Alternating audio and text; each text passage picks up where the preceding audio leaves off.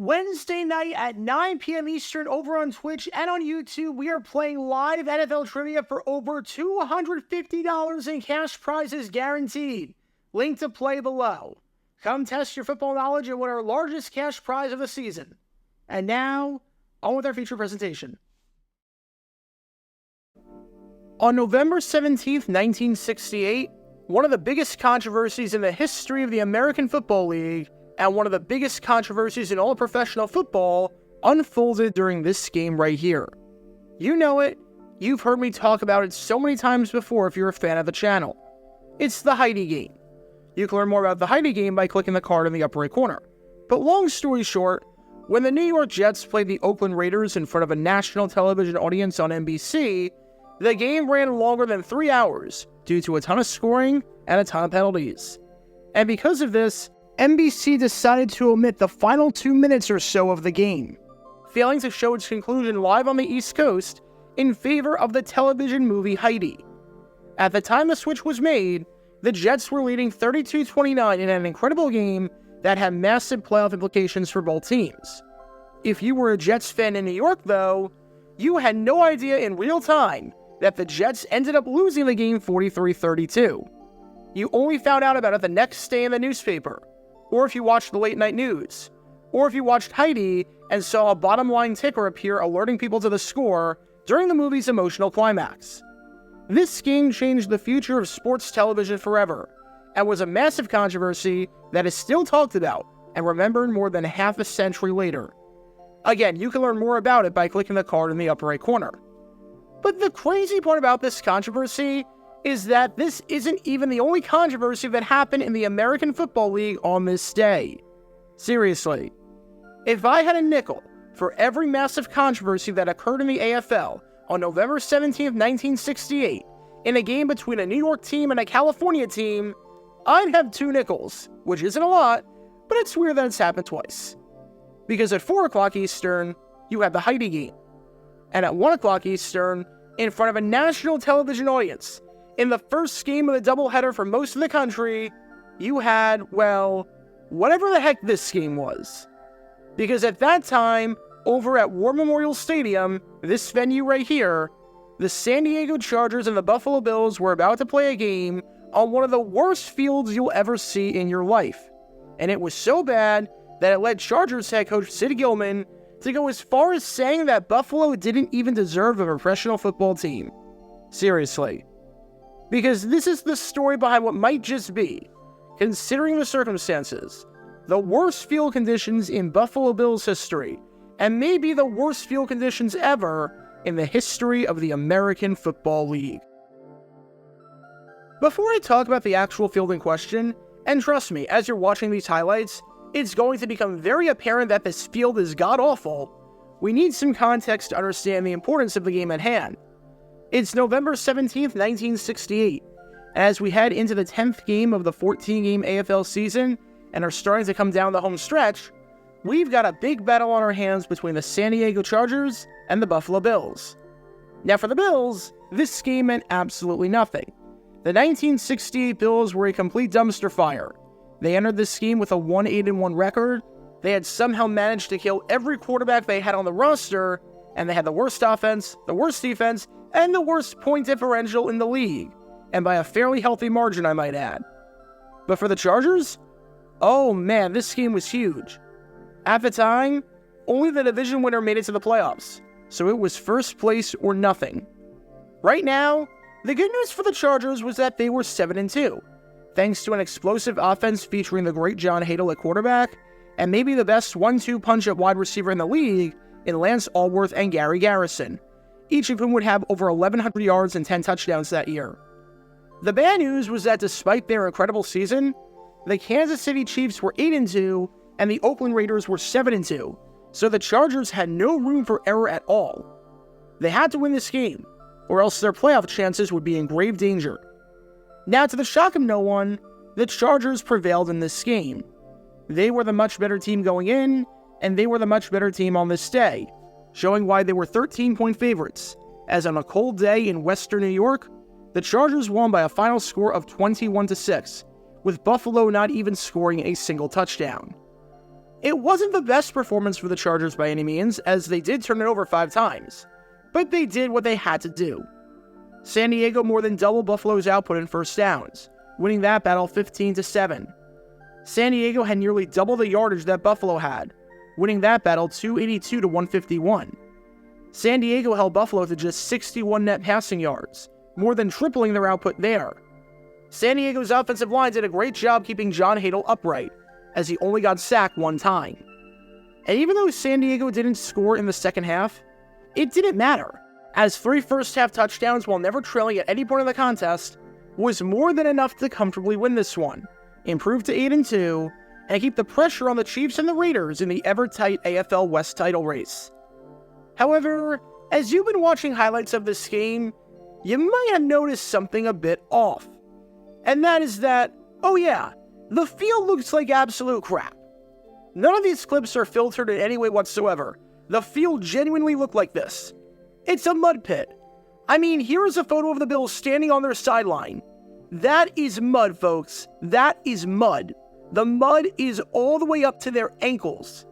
I don't think it's hard to see why there were so many turnovers in this game and why the offensive play might not have been the best, seeing as it was tough for anyone to move, stay upright, or find their footing at all. This didn't look like a football field at all. This just looked like a random, giant patch of mud that happened to be housing 2 professional football teams on this day. No wonder less than 28,000 people showed up to watch this game, which was Buffalo's smallest crowd since 1964. The field was a complete and utter disaster, and at times, the game barely resembled football because of just how atrocious and just how putrid the field was. So what happened? How did the field get like this? Well, there were a few reasons.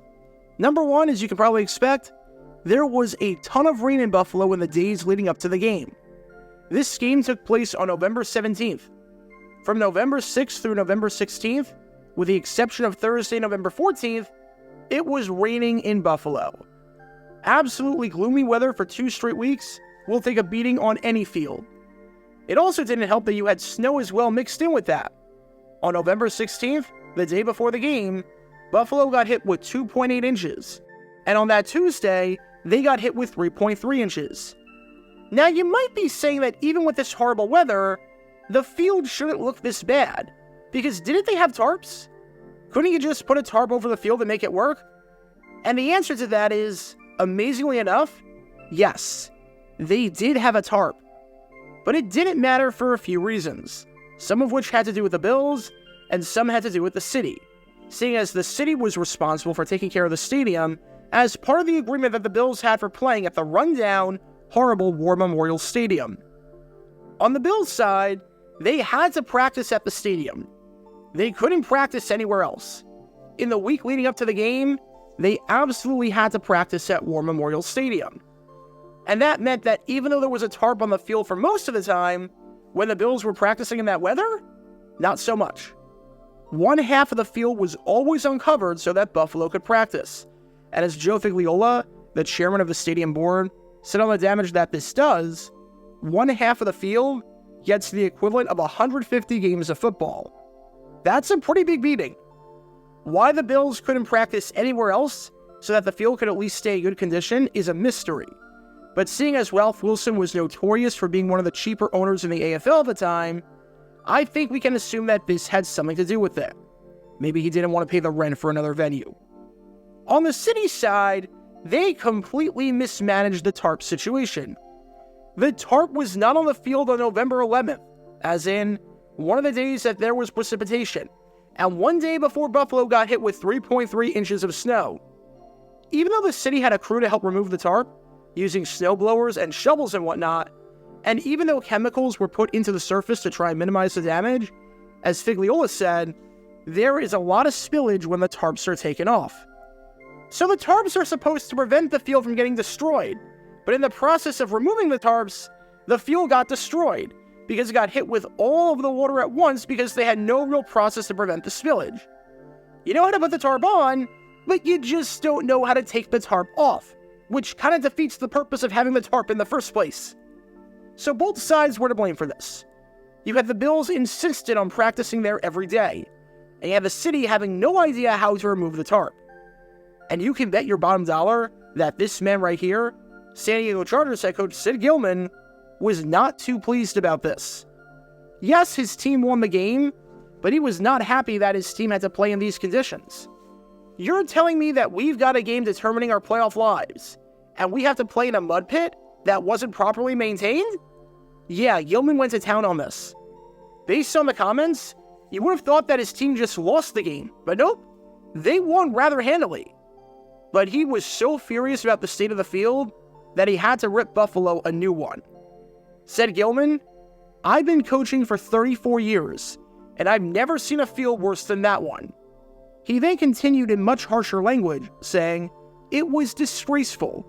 I hope the national television audience enjoyed seeing Buffalo at its best.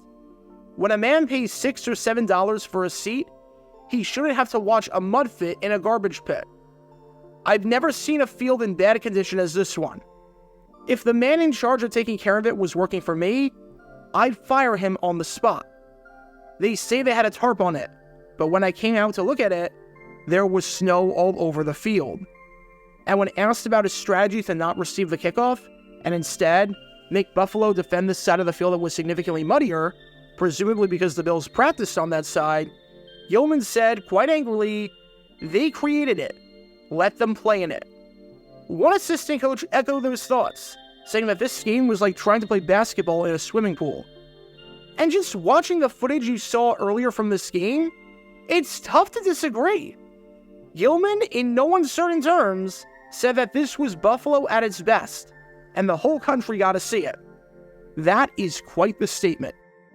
Bills head coach Harvey Johnson vehemently disagreed with Gillman, saying that it was tough to criticize the field, seeing as the weather was atrocious for the past 2 weeks, and he'd be shutting his mouth if he just won a game 21-6. But the damage had been done. Gillman was going to speak his mind, and in his eyes, it didn't matter that his team won. It never should have been played like that in the first place. The field was that bad. And the funny part about all of this is that if you remember a while ago, I did a video on this game right here, a 1982 game between the Buffalo Bills and the Green Bay Packers. And I talked about how bad the field was during that game at Milwaukee County Stadium. That field was also a glorified mud pit, and that game involved the Bills. You can learn more about that by clicking the card in the upper right corner. But it's a bit odd that maybe the two worst fields in professional football history involved the Bills. In one of them, the Bills were the home team, and at least had some control, if you want to call it that. And in the other one, the Bills were the road team, and had no control of the situation. Let me know in the comments down below which field you thought was worse that involved the Bills, because they were both pretty bad in their own unique ways. Having said that, War Memorial Stadium was never the nicest place to play in. It was in a bad part of town, it was incredibly run down, it was unsafe, and it was so bad in just about every aspect that not only do few people, if any, have any real nostalgia for the venue, but you can see why Ralph Wilson was threatening a move to Seattle if the team didn't get a new facility, which you can learn more about by clicking the card in the upper right corner. And while there are many games and moments that exhibit just why the stadium was awful, the Bills-Chargers game from 1968 was one of the more infamous ones. November 17th, 1968 was an infamous and somewhat dark day in AFL history. It ended in Oakland, with no one being able to see what was happening on the field. And it started in Buffalo, with no one being able to see the field. Get your official Jaguar Gator 9 merchandise by going to jj9shop.com, and be sure to like and subscribe, as it really helps the channel out a lot. Join me every Wednesday night where we'll play NFL Trivia for cash prizes at 9 p.m. Eastern over on Twitch. To learn more about the history of college football, subscribe to Jaguar Gator 8.